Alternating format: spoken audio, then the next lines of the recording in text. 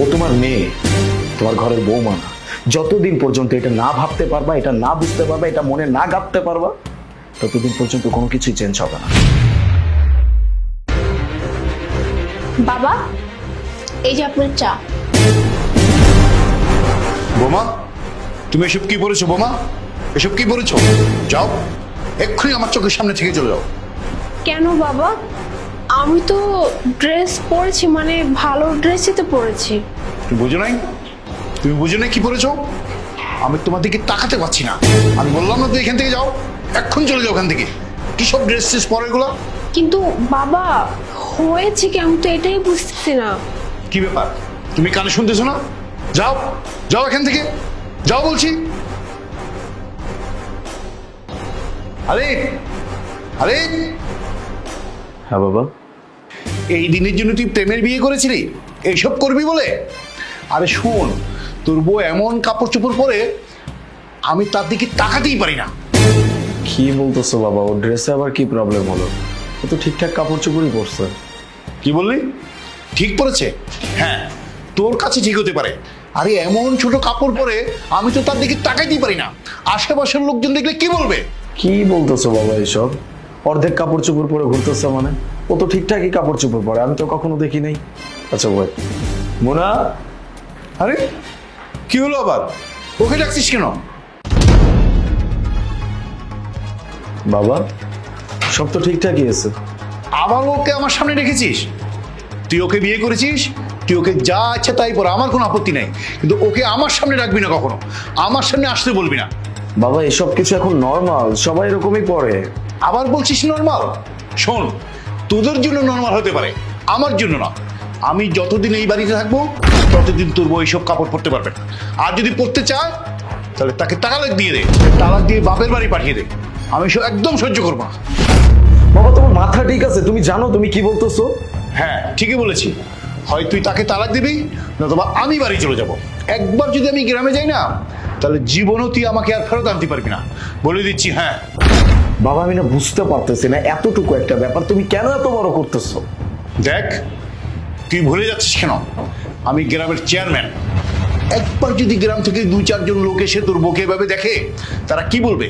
আমাদের মান-ইজ্জত থাকবে? বল তুই। তারা বলবে নিজের বউকে তো সামলাতে পারেন না, আমাদের কি করে সামলাবেন? আমার ইজ্জত থাকবে তখন? হ্যাঁ বাবা, আমি খুব ভালো করে জানি তুমি আমাদের গ্রামের চেয়ারম্যান। আর একজন চেয়ারম্যানের কাজ কি? মানুষের চিন্তা ভাবনা বদলানো, মানুষকে বদলানো না। কি ব্যাপার বাবা, চিৎকার চেঁচামেচি করছো কেন? একদম বাইরে থেকে সব শোনা যাচ্ছে। দেখ, তোর ভাবি কি পোশাক পরেছে। আরে আমাদের গ্রামের মানুষ তো এখনো লম্বা লম্বা ঘোমটা টেনে দিয়ে থাকে, এইসব পোশাক পরে কখনো? ঠিকই তো পড়েছে ভাইয়া, ভাবি তো ঠিকই পড়েছে। এটা নিয়ে এত... আচ্ছা, 1 মিনিট বাবা, দেখো তো আমার ছোট বোনের ছবি। ও কি পোশাক পরে আছে? ঠিক পড়েছে? হ্যাঁ দেখি তো, ওকে তো আমি রোজই দেখি। মাঝে মাঝে তো ওকে আমি ভার্সিটি দিয়ে আসি নাকি।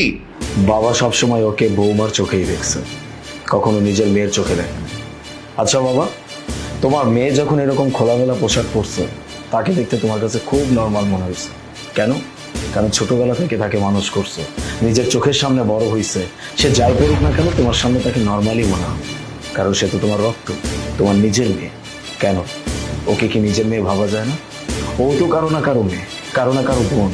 আজকে আমাদের বাড়িতে আসছে, নিজের সব সম্পর্ক বাদ দিয়ে এই বাড়িতে থাকতেছে, নিজের শ্বশুর বাড়ির সংসার করে খাচ্ছে। ও তো কখনো আমাদের কাছে কোনো আর্গুমেন্ট জানায় না, তাহলে আমরা কেন ওরা এত ভুল ধরি? বাবা, নিজের মেয়েকে যেভাবে দেখো, নিজের ঘরের বৌমাকে ঠিক সেইভাবেই দেখো, দেখবা সবকিছু ঠিক হয়ে গেছে, সবকিছু তোমার কাছে সহজ হয়ে গেছে। আসলে ব্যাপারটা কি জানো, সে ছোট্টবেলা থেকে আমরা যেটা দেখে আসছি আমরা সেইটাই করি, গুরুজন যা করে গেছে আমরা সেইটাই করব। কেন বাবা, মাইন্ডটা চেঞ্জ করো। ও তোমার মেয়ে, তোমার ঘরের বৌমা না। যতদিন পর্যন্ত এটা না ভাবতে পারবা, এটা না বুঝতে পারবা, এটা মনে না গাঁথতে পারবা, ততদিন পর্যন্ত কোনো কিছুই চেঞ্জ হবে না। তোমার কাছে ও যত ভালোই কাজ করুক না কেন, সেটা তোমার কাছে অলওয়েজ খারাপ মনে হবে। এইটাই স্বাভাবিক ব্যাপার। বুঝলে বাবা, ভাইয়া যা বলেছে একদম ঠিক বলেছে। ভাবিকে না আমরা কখনো পরিবারের সদস্যই মনে করতে পারিনি। একটা কথা কি জানো, যাকে আমরা আপন করে নেই তার কোনো দোষই চোখে পড়ে না, আর যাকে আমরা প্রপারলি আপন করে নিতে না পারি না, তার সব কিছুতেই দোষ নজর পড়ে। ঠিকই বলেছিস বাবা।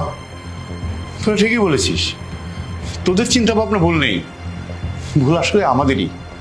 আমরা ছেলের বউকে মেয়ের মতো দেখতে শিখিনি, দেখি না কখনো।